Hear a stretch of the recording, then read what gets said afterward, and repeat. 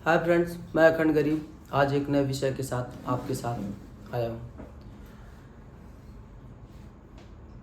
रामधारी सिंह दिनकर की एक लाइन है रश्मि रथी की कि न्याय जगत का प्रकृत धर्म है, मनुष्य व्यर्थ डरता है, एक दिन तो हमें स्वयं सब कुछ देना पड़ता है। इसी विषय के साथ आज हम अपने विषय निर्वाचन आयोग। देश में चुनाव है, 7 चरणों में चुनाव होने हैं। 7 चरणों के चुनाव के बाद देश में एक फिर से सरकार बनने वाली है लोकसभा में, और देश की संघ की सत्ता जिन पार्टियों के हाथ में जाएगी। मैं उम्मीद करता हूं कि स्वच्छ राजनीति हो, अच्छी राजनीति हो। ये सारे विषय अपने आप में महत्वपूर्ण हैं, लेकिन सबसे बड़ा मुद्दा ईवीएम हैक का है। कुछ पार्टियां जीतने के बाद अपनी खुशी में व्यस्त रहती हैं, लेकिन जो पार्टियां हार जाती हैं, हमने पिछले 14, 17, 19 और 22 के इलेक्शंस में ये चीज़ें खूब देखी। कुछ पार्टियां ये आरोप लगाती हैं निर्वाचन आयोग के ऊपर कि वो ईवीएम हैक के माध्यम से सत्ता पक्ष को पुनः सत्ता प्राप्ति में मदद करती है। क्या इस तरह की संस्थाएं अपने आप में इस तरह के दोहरे चरित्र का प्रदर्शन कर सकती हैं, आपको लगता है? या कोई भी व्यक्ति, जब देश के प्रमुख राजनेता इस तरह की बात बोलते हैं तो सामान्य व्यक्ति के मन में शंकाएं उत्पन्न होती हैं, और हर व्यक्ति ये सोचता है कि देश की संस्थाएं एक व्यक्ति के हाथ से बिक चुकी हैं, केवल उसी के सपोर्ट में खड़ी हैं। मैं आपको बता दूं कि निर्वाचन आयोग एक स्वतंत्र और संवैधानिक संस्था है, जिसका उल्लेख अनुच्छेद 324 से लेकर 329 तक में दिया गया है। वो किसी के अंडर में नहीं है, वो एक स्वतंत्र संस्था है। वो अपने सारे कार्य स्वतंत्र रूप से करती है, उसके ऊपर किसी का बाध्य नहीं है और ना ही कोई उसके ऊपर हावी हो सकता है। लेकिन इसके बावजूद भी इतनी महत्वपूर्ण संस्था के ऊपर इस तरह के भद्दे आरोप लगाना कि उन्होंने ईवीएम हैक में सत्ता पक्ष को समर्थन दिया है, ये घटना अपने आप में एक शर्मपूर्ण है। क्यों? मैं इसका विश्लेषण करूंगा आज। यदि आप सोचिए कि आप किसी भी पार्टी के समर्थक हैं और वो पार्टी सत्ता में नहीं आती है, विरोधी पार्टी सत्ता में आ जाती है, तो आपको ये लगेगा कि उन्होंने कुछ न कुछ बेईमानी की है, धांधली की है। पहले के ज़माने में ये होता था कि बूथ कैप्चरिंग हो जाती थी और दबंग लोगों के द्वारा वोट इधर से उधर भी करवाए जाते थे, हिंसाएं होती थी, हत्याएं होती थी, काफ़ी संख्या में होता था। बैलेट पेपर के माध्यम से जब इलेक्शंस होते थे तो काफ़ी कुछ भी हो सकता था उसमें। आज इलेक्ट्रॉनिक्स की दुनिया है, आईटी की दुनिया है, ग्लोबलाइजेशन की दुनिया में अब इन सब चीज़ों की जगह नहीं रही। हो सकता है कि लोगों ने कुछ नया तरीका अपनाया हो, लेकिन गवर्नमेंट के द्वारा कई बार कहा गया कि इस सब बातों से कोई मतलब नहीं निकलता, और बार बार चुनाव आयोग ने भी ये चीज़ कहा कि इस तरह की संस्थाओं को इन सब से कोई मतलब नहीं है और ना ही हम ये सब काम करवाते हैं। हमें किसी से मतलब नहीं है, यदि आप सत्ता में आए या कोई और आए। इतना सब होने के बावजूद भी यदि देश की सत्ता किसी भी व्यक्ति के हाथ में जाए या किसी के विरोध में, इसमें निर्वाचन आयोग को कोई नुकसान नहीं है। इसके बावजूद भी अगर यदि निर्वाचन आयोग के ऊपर इस तरह के प्रश्न चिन्ह लगते हैं, तो क्या निर्वाचन आयोग इतना कमज़ोर है कि वो अपने ऊपर लगे इन दागों को धो नहीं सकता? या वो इसके लिए इन पार्टियों को टाइट नहीं कर सकता? क्या वो ये नहीं कह सकता कि अब चुनाव में आपकी जो स्थिति है, जो आपने समाज में कमाया है, जो आपकी पॉलिसीज़ या आपकी पार्टी ने सरकार में रहते हुए समाज को जो दिया है, अब समाज उसी को ब्याज सहित आपको वापस कर रही है, तो इसमें निर्वाचन आयोग की क्या गलती है? और दूसरी चीज़, आपको यदि आरोप लगाना है तो जनता पे लगाइए, अपने नेताओं पे लगाइए, खुद अपने आप पे लगाइए, अपनी पॉलिसीज़ पे, अपने स्टेटमेंट पे लगाइए। आप चुनाव में किस तरह के भाषण देते हैं, किस तरह के आपके नेता हैं, और क्या पॉलिसीज़ आपने बनाई थी, किन पॉलिसीज़ पे आपको लड़ना है, ये आपके उत्तरदायित्व है। ये अपने उत्तरदायित्व की सारी जिम्मेदारी निर्वाचन आयोग के ऊपर थोपना ये सरासर गलत है, देश की संस्थाओं का अपमान है और निर्वाचन आयोग आज तक चुप है इस विषय में। मुझे तो इस बात पे बहुत ही शर्म महसूस होती है। निर्वाचन आयोग एक स्वतंत्र संस्था है और मुझे लगता है कि उसे अपने इन आरोपों पर जो उसके ऊपर लगे हैं उनका जवाब देना चाहिए, अच्छी खासी तरह से जवाब देना चाहिए। यदि सुप्रीम कोर्ट अपनी अवहेलना के हिसाब से लोगों को दंड दे सकती है तो निर्वाचन आयोग भी अपने क्षेत्र में पार्टियों को दंड दे सकता है। वो कह सकता है कि यदि इस तरह के बेबुनियाद आरोप यदि मेरे ऊपर लगाए जाएंगे या इस संस्था के ऊपर लगाए जाएंगे तो आपकी पार्टी का नाम और चिन्ह फ्रीज कर दिया जाए, हटा दिया जाएगा, या आपको राष्ट्रीय स्तर पे चुनाव लड़ने से या प्रांतीय स्तर पे या क्षेत्रीय स्तर पे चुनाव लड़ने पे बैन भी कर दिया जा सकता है। इस तरह की घटनाएं यदि होने लगेंगी तो देश में राजनीतिक अपने एक सीमित दायरे में रहेगी और देश की संवैधानिक संस्थाओं का अपमान करने की भूल कभी नहीं करेगी। क्या निर्वाचन आयोग को इतना सख्त नहीं होना चाहिए? यदि किसी घर में दो बच्चे झगड़ा करते हैं तो क्या उनके माता पिता भी उसमें संलग्न हो जाए? ये उचित नहीं होगा ना। माता पिता तो ये कहते हैं कि आपस में समझ लो, मुझे समस्या नहीं है, मैं किस तरह बोलूँगा। तो इस चीज़ के लिए तो निर्वाचन आयोग को सख्त होना पड़ेगा ना, कि पहले वो तो खुद अपना बचाव करे और उसके बाद इस चीज़ की हिदायत दे कि मेरे ऊपर इस तरह के आरोप उचित नहीं है। कुछ दिन पहले की घटना मैं आपको रिवाइज करा दूं कि उत्तर प्रदेश में पुलिस की और आरओ की भर्तियों के लिए एग्ज़ाम हुए थे। एग्ज़ाम के बाद कुछ लोगों ने कहा कि पेपर लीक हो गया। पेपर लीक होने की घटना, गवर्नमेंट ने ये कहा कि आप सबूत लेके आइए तो फिर मैं मानूंगा। इस तरह की घटनाएं हुई, ये एक मिसाल है। ये नहीं कह रहा हूँ कि गवर्नमेंट ने ये सही किया। गवर्नमेंट ने बच्चों के हिसाब से खुद को एक हिटलर बताया है। वास्तव में ये जो चीज गवर्नमेंट ने बच्चों के साथ की, ये कृत्य तो निर्वाचन आयोग को पार्टियों के साथ करना चाहिए कि मेरे ऊपर आरोप है, यदि सिद्ध कर सको तो सिद्ध करो, और यदि नहीं सिद्ध कर सकते हो तो फिर आप अपनी पार्टी, अपना चुनाव चिन्ह और अपनी जो स्थिति है उसको खोने के लिए तैयार रहना। क्योंकि आपका इल्जाम लगाया हुआ आप तो निकल गए, मुझे भी फर्क नहीं पड़ता। जिन व्यक्तियों ने, लोगों ने मतदान किया है जिस पार्टी को, आप उनकी अवहेलना कर रहे हैं, जनसत्ता की अवहेलना कर रहे हैं, लोगों के मतदान का एक तरह से उनका विरोध कर रहे हैं, उनका परिहास कर रहे हैं। तो आप एक पार्टी हैं, आप अपनी राजनीति कीजिए, लेकिन सामान्य व्यक्ति की भावनाओं को ठेस पहुंचाना ना ही आपको शोभा देता है और ना ही देश की संवैधानिक संस्था निर्वाचन आयोग को। यदि निर्वाचन आयोग इस विषय में आपको नहीं कहती तो ये सीधी सी बात है कि हर व्यक्ति, जैसे हमने आपको समर्थन दिया और आपकी सत्ता बन गई, तो सामने वाला व्यक्ति तो यही कहेगा कि निर्वाचन आयोग के द्वारा ईवीएम हैक हो गया, इनको वोट पड़ गया। मैंने वोट दिया आपको, मेरी बेइज्जती है ये। निर्वाचन आयोग ने आपको वोट नहीं दिया, ईवीएम ने आपको वोट नहीं दिया, मैंने आपको वोट दिया था।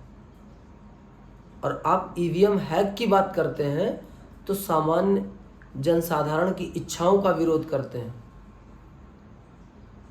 क्या आपको ये लगता है कि सारी की सारी जनता ने केवल आप ही को वोट दिया था? या ये हो सकता है कि पूरा वोट आप ही को पड़ा रहा और उधर पलट गया?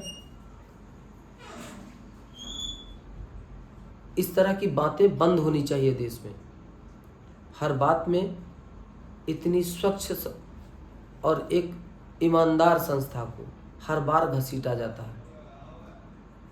और तुलसीदास ने भी ये कहा है कि विनय न मानत जलधि जड़ गए 3 दिन बीत, बोले राम सकोप तब भय बिन होय न प्रीत। जब तक निर्वाचन आयोग सख्त रुख नहीं अपनाएगा तब तक ये छिटपुट पार्टियां उसके ऊपर लांछन लगाती रहेंगी। क्यों आवश्यक है ये सब चीज़ें। पिछले चुनाव के दौर में ये चीज़ें खूब उठी, खूब बातें सुनाई दी। पार्टियों के प्रमुख नेता तो ये कह के भूल जाते हैं, लेकिन उनके समर्थक पूरा जीवन याद रखते हैं।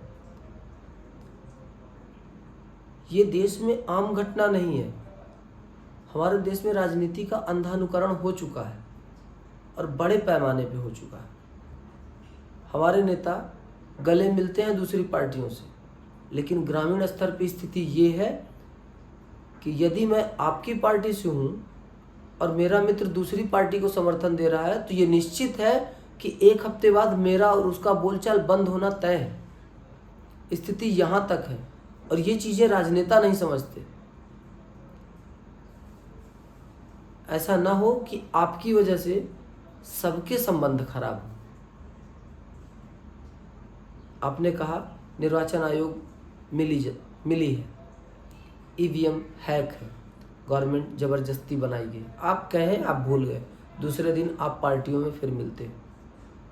हमारे ऊपर क्या बीतती है, हमारे साथियों के साथ कैसे व्यवहार रहते हैं, संबंध बिगड़ जाते हैं। बचपन की दोस्ती केवल छोटी सी बातों में खराब हो जाती है। ये हुई हमारे ग्रामीण स्तर की बात, क्षेत्रीय स्थानीय स्तर की बात। अब अंतर्राष्ट्रीय स्तर की बात ये होती है कि जब छोटी मोटी पार्टियां चुनाव आयोग के ऊपर इस तरह के लांछन लगाती हैं, तो विदेशों में देश के खिलाफ एंटी इंडिया मूवमेंट चालू होता है, जिसमें ये कहा जाता है कि देश में बनी संस्था गलत तरीके से बनाई गई सरकार। इससे देश की राजनीति और देश का छवि इतना बर्बाद हो जाता है। हमारे नेताओं को किस तरह से देखा जाता है विदेश में, कभी इस पे सोचिए। केवल अपने लिए सोचना ये तो गलत होगा, देश के लिए सोचिए। देश की छवि को ठेस मत पहुंचाइए। देश की संस्थाएं हैं वो, उनके ऊपर इस तरह से आरोप और लांछन लगाना, आप हो सकता है आज वर्तमान की राजनीति देख रहे हैं, लेकिन भविष्य की राजनीति के लिए ये उचित नहीं है। समस्या है हमारे सोच में। हमने आज तक केवल अपने ही बारे में सोचा, समाज के बारे में ही नहीं सोचा, देश के बारे में नहीं सोचा। मैंने हर व्यक्ति को ये सुना है कि देश ने मुझे क्या दिया, बदले में ये कभी नहीं सुना कि मैंने देश को क्या दिया। मैं देश को केवल यही चीज़ दे रहा हूँ ना कि विदेशों में देश की बेइज्जती, निर्वाचन आयोग हमारी बिकी हुई है, ईवीएम हैक रहता है, गवर्नमेंट ज़बरदस्ती बना ली जाती है, किसी का भी हो। जिस दिन देश में अदर पार्टियां सत्ता में एक भी सीट प्राप्त न कर सकें, उस दिन मैं ये मान लूँगा कि ईवीएम हैक है, निर्वाचन आयोग एक तरफा व्यवहार कर रहा है और देश की सारी चीज़ें खराब हो चुकी हैं, सारी मशीनरी खराब हो चुकी है, लोगों की इच्छाओं का ह्रास हो रहा है। लेकिन जब तक एक भी विपक्ष का व्यक्ति है, तब तक ये मानना अपने आप में कठिन है, और कोई भी क्यों मानेगा। देश कठिन परिस्थितियों में है, देश का साथ देना तो दूर, आप देश की लुंगी खोल रहे हो। ईवीएम हैक है, आप अपने परफॉर्मेंस पे ध्यान नहीं देते हो, आप अपनी नीतियों पे ध्यान नहीं देते हो, आप अपने स्टेटमेंट पे ध्यान नहीं देते, आप अपने नेता पे ध्यान नहीं देते, आपकी ज़मीन पे पकड़ कहाँ तक है इसका कोई ख्याल नहीं है। केवल ईवीएम खराब है, हमारी भावनाओं को ठेस पहुंचाते हो आपने। हमने किसको वोट दिया आपने मुझसे नहीं पूछा। आप आते हैं तो केवल इतना इतना करके चले जाते हैं। कभी हमारे घर बैठिए, हमारी समस्याओं पे बात कीजिए। लेकिन यदि हमें किसी ने कोई भी लाभ दिया है और यदि हम उसके साथ खड़े होते हैं, तो समस्या यह है कि ईवीएम हैक है। हमारी गलतियां कि हमने आपको वोट नहीं दिया, तो इसका मतलब यह है कि देश की छवि आप पूरे विश्व में बर्बाद करते फिरे। पड़ोसियों के साथ वैसे ही कभी किसी के अच्छे संबंध नहीं रहे, तो भारत के ही कैसे हो सकते हैं। और आपके द्वारा की गई हर एक बुराई पड़ोसियों को कहीं ना कहीं देश के खिलाफ एंटी इंडिया मूवमेंट चलाने में बहुत सहायक होती है। हमें समझना है कि आपकी स्पीच बंद कैसे होगी, आप इस तरह के गलत स्टेटमेंट देना बंद कैसे करेंगे। और इसके लिए निर्वाचन आयोग को मजबूत होना होगा, सख्त होना होगा। वो गाय की तरह आज तक तो खड़ी रही आज़ादी के बाद से, अब उसे गाय बनने की आवश्यकता नहीं है, अब उसे बैल बनना है कि उसे लगे कि यदि हमें नुकसान है तो पहले ही अपनी सुरक्षा के लिए कुछ न कुछ इंतजाम करके बैठे। और इस बात की हर पार्टी को हिदायत दे कि मेरे ऊपर गलत आरोप लगाने से पहले वो सारे के सारे साक्ष्य लेके आइए जो मुझे गलत साबित कर सकते हैं। और यदि मेरे ऊपर आपके आरोप सही साबित नहीं हुए तो आपके लिए ये दंड स्वीकृत पहले से ही है और आप अपनी पार्टी से, अपने चुनाव चिन्ह से और अपने स्तर से इस्तीफा देने को तैयार रहें। आपकी सारी चीज़ें फ्रीज हो सकती हैं, आप कहानी ख़त्म हो सकती है राजनीति में। इस बात का भय लोगों को होना चाहिए, तभी वो राजनीति में सकारात्मक एनर्जी के साथ पदार्पण करेंगे। और यदि इस तरह की घटनाएं देश में हो रही हैं, हर बात पे ग्राम प्रधान के चुनावों से लेकर देश के प्रधानमंत्री तक के चुनाव से संबंधित हर विषय पर ईवीएम, बैलेट पेपर, किसी भी चीज़ की कोई समस्या नहीं है देश में, लेकिन हम आपस में रहें इसके लिए सामंजस्य नेताओं को भी बनाना होगा। हमारे अपनों के बीच विवाद न बढ़े, हमारे समाज में अच्छी परफॉर्मेंस रहे, देश उन्नति करे और हर चीज़ें अपने स्तर से चलती रहें। इसके लिए कुछ न कुछ चीज़ें आपको भी सपोर्ट करनी पड़ेंगी। उम्मीद करता हूँ कि आप मेरी इस बात से सहमत होंगे। देश को आगे बढ़ाना या यहीं पे रखना है, मेरे साथ हर व्यक्ति, हर नेता का परम धर्म होगा। वो अपनी सोच के साथ देश को किस तरह से आगे ले जाएगा ये उसके अपने ऊपर रहेंगे। लेकिन देश की संस्थाओं का अपमान ना ही मैं सहूँगा, ना ही संविधान सहेगा और ना ही एक सभ्य नागरिक सहेगा। यदि कोई राजनेता इस तरह की घटनाएं करता है, इस तरह के कृत्य करता है जिसमें देश की संस्थाओं का अपमान है, देश का अपमान है, तो उन संस्थाओं का परम दायित्व है कि वो अपने अधिकार क्षेत्र में आए और उनको इस तरह सबक सिखाएं कि देश की प्रमुख संस्थाओं का नाम इस तरह से न उजागर हो कि उनके ऊपर आरोप लगे हैं, इस तरह के घटिया आरोप लगे हैं। देश का सम्मान बचाना है तो निर्वाचन आयोग को बहुत ही मजबूती के साथ इन चुनावों में पेश आना होगा, नहीं तो आरोप क्या हमेशा से ही लगते रहेंगे, इस बार भी लगेंगे। लोगों की मनोभावनाएं टूटेंगी और हमें ये लगेगा कि फिर से एक करप्ट सरकार गलत तरीके से सत्ता काबिज करने में सहायक रही। आपके क्या विचार हैं इस विषय पे कमेंट करके ज़रूर बताइएगा। धन्यवाद।